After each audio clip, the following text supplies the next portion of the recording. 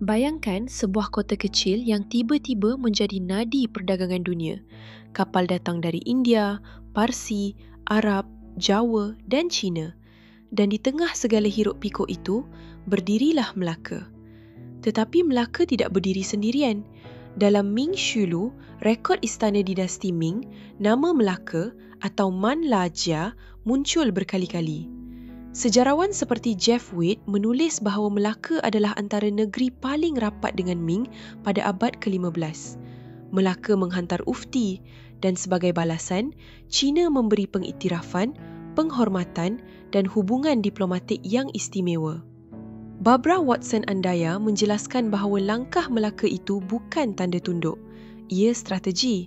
Kadang-kadang, untuk bertahan di tengah kuasa besar, sebuah negeri kecil memerlukan payung yang lebih besar daripadanya. Dan pada zaman itu, tiada payung lebih besar daripada dinasti Ming. Tetapi persoalan ini menghantui sejarah selama ratusan tahun. Jika Melaka berada di bawah perlindungan Ming, kenapa China tidak muncul ketika Portugis menyerang pada tahun 1511? Di mana China ketika Melaka runtuh? Untuk menjawab soalan ini, kita perlu kembali ke masa sebelum meriam Portugis menghentam tembok kota. Dan di situlah kita temui jawapan yang tidak sesederhana yang kita mungkin fikirkan. Ramai menyangka bahawa hubungan ufti antara Melaka dan China bermaksud China wajib melindungi Melaka daripada musuh. Tetapi kajian Tan Sen Sen tentang sistem tributary Ming menunjukkan sesuatu yang berbeza.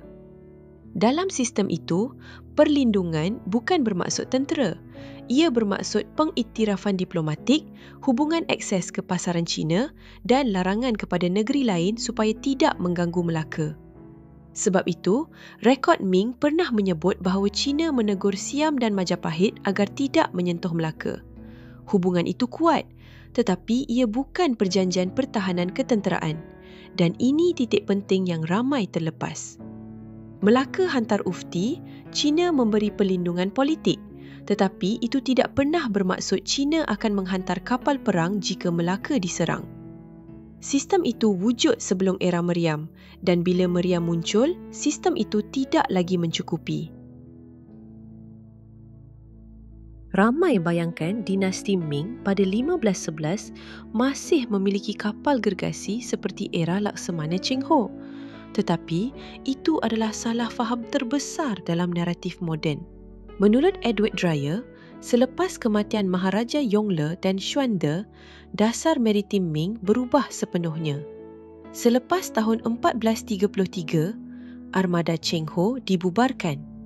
Pembinaan kapal besar dihentikan. Pelayaran jauh dilarang dan sebahagian kapal dibakar. Ini bukan dongeng.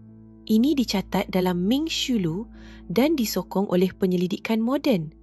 Jadi, apabila Portugis datang pada tahun 1511, Cheng Ho sudah lama tiada. Armada harta yang digeruni dunia sudah tidak wujud dan China bukan lagi kuasa laut yang aktif di luar kawasan Asia Timur. Dengan kata lain, Melaka sedang berharap pada sebuah perlindungan yang tidak lagi wujud. Selepas Melaka direbut Portugis, komuniti Cina yang tinggal di kota itu sebenarnya mengadu kepada pegawai-pegawai Ming. Ini kajian C.B. Kang.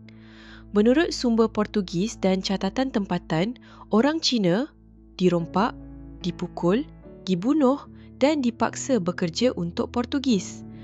Aduan itu sampai ke Guangzhou. Tetapi apa pilihan yang Ming ada? Mereka tidak lagi mempunyai armada jarak jauh. Mereka tidak mempunyai logistik untuk berperang di Selat Melaka. Dan dasar negara mereka sudah berubah sepenuhnya ke arah daratan, bukan laut. Satu-satunya yang mereka boleh lakukan ialah mengusir Portugis dari pelabuhan China dan menghentikan hubungan diplomatik. Tetapi untuk menyelamatkan Melaka, Ming sudah tidak mampu lagi. Inilah bahagian yang jarang dibincang. China memang berperang dengan Portugis, tetapi bukan di Melaka. Pada tahun 1521 dan 1522, Angkatan Ming menentang Portugis dalam dua pertempuran. Pertempuran Tunmen, pertempuran Sin Chowaan. Dalam dua pertempuran itu, kapal Portugis dibakar, tentera Eropah terbunuh, sebahagian lagi ditawan dan hubungan Cina-Portugis terputus selama puluhan tahun. Ini menunjukkan bahawa Ming masih mampu bertindak.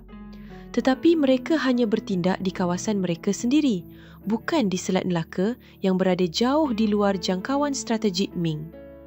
Melaka jatuh bukan kerana China mengkhianatinya. Melaka jatuh kerana dunia sudah berubah lebih cepat daripada kemampuan Ming untuk bertindak. Jadi, mengapa China tidak datang ketika Melaka runtuh? Jawapannya ada 4. Pertama, armada Cheng Ho sudah dibubarkan hampir 80 tahun sebelum Portugis tiba. Kedua, sistem UFTI bukan perjanjian pertahanan ketenteraan. Ketiga, dinasti Ming sedang sibuk mempertahankan sempadan daratan daripada ancaman Mongol. Keempat, Portugis muncul sebagai kuasa laut paling moden di dunia dengan meriam kapal dan teknologi perang yang tidak pernah wujud di Asia Tenggara sebelum itu. Dengan kata lain, Melaka mengharapkan bantuan daripada sebuah empayar yang sudah tidak lagi mempunyai tangan untuk mencapai Selat Melaka.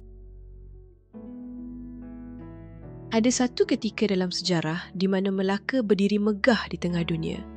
Ia disokong oleh China, dihormati pedagang Arab, disukai India dan menjadi rumah bagi ratusan bangsa. Tetapi dunia sentiasa berubah. Ketika Portugis tiba, Melaka tidak hanya berhadapan meriam dan kapal perang. Melaka berhadapan perubahan zaman. Dan dinasti Ming yang pernah menjadi pelindung di kejauhan sudah tidak lagi seperti dahulu. Ketika Melaka runtuh, yang tinggal hanyalah ingatan tentang hubungan lama yang tidak dapat diterjemahkan menjadi kuasa ketenteraan. Dan hari ini, ketika kita berdiri di tepi Sungai Melaka, melihat airnya mengalir perlahan menuju selat yang sama, kita sebenarnya sedang berdiri di atas kisah paling sunyi dalam sejarah Asia Tenggara. Saat sebuah kota menunggu bantuan yang tidak mungkin datang.